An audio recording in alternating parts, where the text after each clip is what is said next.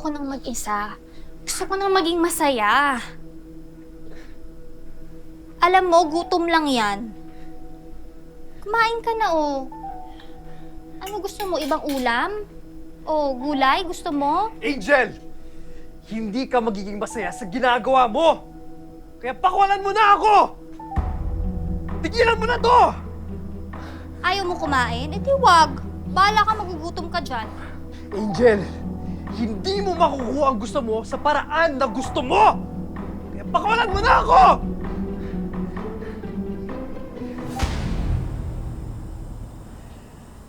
Sana hinayaan mo na lang ako. Ayoko pang tumigil sa paghanap kay Tyrone. Marcel, gabi na. At halos lahat ng tao doon, napagtanungan na natin. Magsasayang lang tayo ng oras. Ayoko kasing isipin ni Tyrone na pinapabayaan ko siya. Na sumusuko na ako. Hindi ako titigil hanggat di ko nakikita yung anak ko. Tulungan naman kita sa paghahanap. Kaya sa ngayon, magpahinga ka na. Ha? Sabi ko na nga ba nandito na naman kayo. Ben? Angel! Sige na! Pakawalan mo na ako, Angel. Please! Sige Ingat, na! Tyrone. Hindi kita pakakawalan dyan hanggat hindi mo ginagawa ang gusto ko.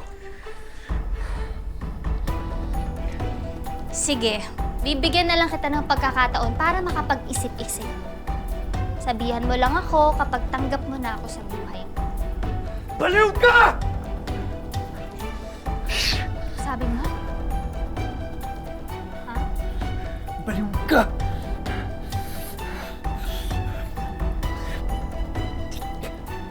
Kadiri! Pakalan mo na ako dito! Angel! Baliw ka! Angel! Angel, saan ka pupunta? Pakalan mo na ako dito!